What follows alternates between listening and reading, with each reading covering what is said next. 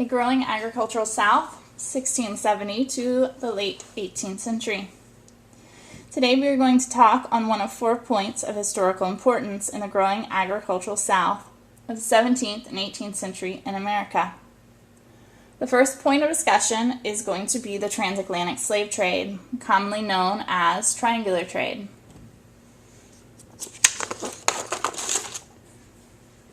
Triangular trade was developed during the 17th century. In simple terms, we will say the definition of triangular trade is a three-way trading process.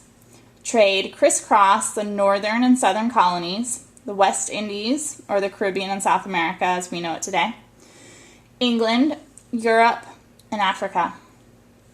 Later, on your own, you will look at an interactive map where you can view just how slaves and goods were transported to and from each individual area. For now, though, take a look at the simplistic diagram I have drawn.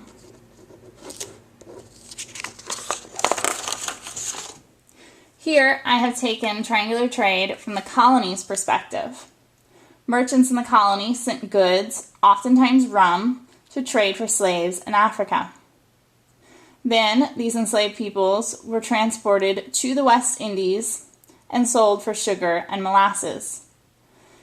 The sugar and molasses and other goods, including slaves, were shipped to the colonies, forming a triangle across the Atlantic Ocean.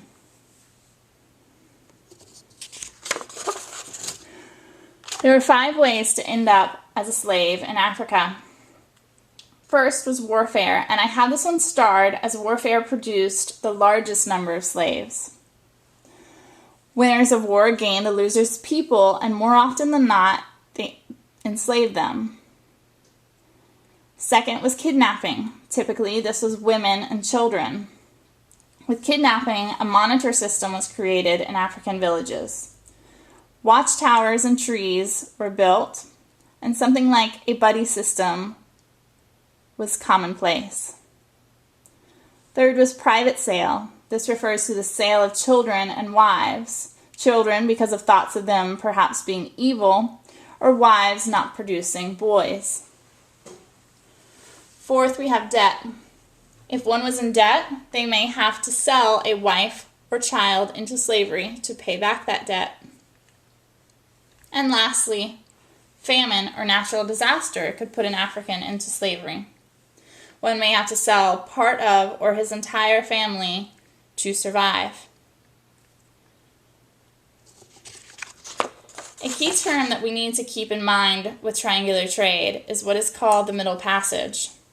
The Middle Passage refers to the voyage that brought Africans from the coast of Africa to the West Indies and America. When sold into slavery, Africans were put into a coffle or line. They were chained at the neck, hands, and feet to transport them from point A, which is wherever they were bought or captured, to point B, being the coast. Approximately 50% never even make it to the coast, as they were sold elsewhere or died along the way. When they reach the coast, they are put into castles or holding areas. They would then be checked for lice and any diseases that they may have acquired along the way or brought with them. They would have their heads shaved, they would be bathed, and then they would be branded with the symbol of the trading company they were with. When ships came to port, the slaves were brought to the coast to be looked over by the buyer. Slaves would be categorized on board the ship.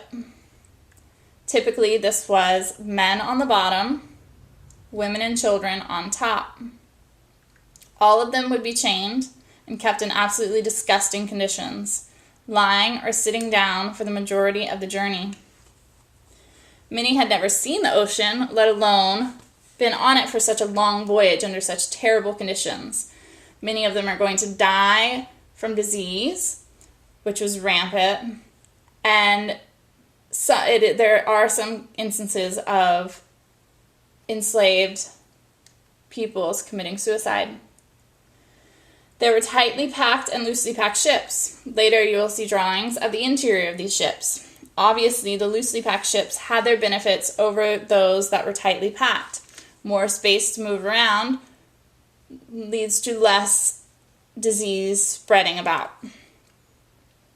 There were numerous instances of resistance on board these ships. We will discuss some of these later and what was done to prevent them.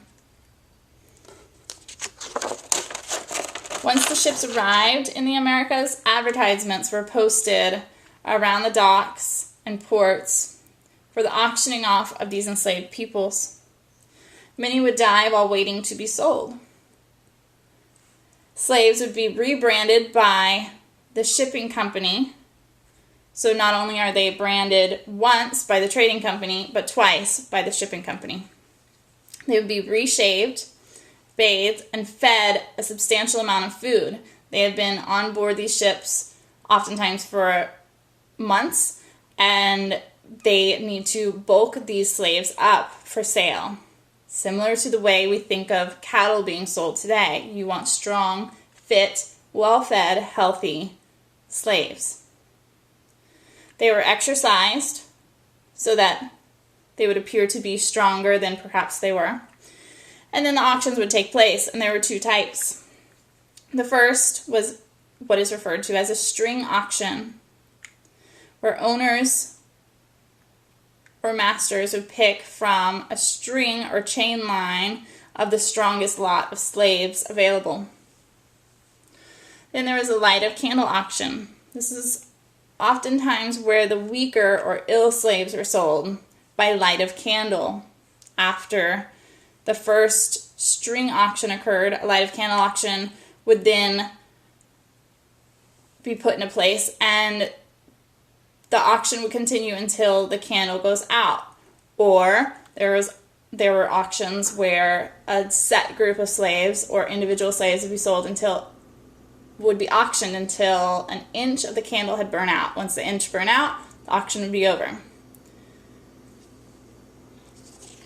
From here, the slaves are taken to the plantations of their masters or transported to the colonies of America. And this is where we will end for the day, picking up next with the new development of a plantation economy in the American South, and the way of life and role of these slaves in the American plantation economy.